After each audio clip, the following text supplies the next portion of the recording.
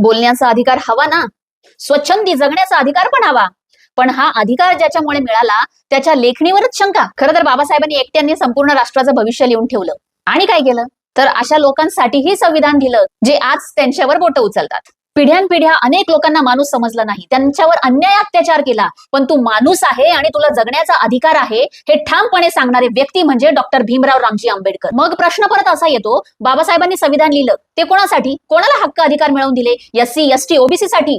हो, पण फक्त त्यांच्यासाठीच नाही. संविधान लिहिलं गेलं प्रत्येक भारतातील नागरिकासाठी. म्हणूनच तर we the people of India अशी आपल्या संविधानाच्या प्रियम्बलची उद्देशिकेची सुरुवात होती. आणि ज्या कोणाला या वी आम्ही या शब्दाचा अर्थ कळाला ना तोच खरा भारतीय. स्वतःवर अन्याय होऊन सुद्धा त्यांनी सत्ताधाऱ्यांवर सूड न घेता न्यायाचं शस्त्र लिहिलं ते बाबासाहेब होते. तेव्हा हे लक्षात ठेवा की बाबासाहेबांना कमी लेखणं म्हणजे केवळ संविधानाची मजा उडवणं नाही, तर तुमचं लोकशाहीवरचं अज्ञान जगासमोर मांडणं. आणि जर विचारायचंच असेल बाबासाहेबांनी काय केलं किंवा त्यांच्यावर बोटं उचलायचं असेल तर आधी स्वतःला प्रश्न विचारा की मी किती समजून घेतलंय आणि मी किती बाबासाहेबांना वाचलंय.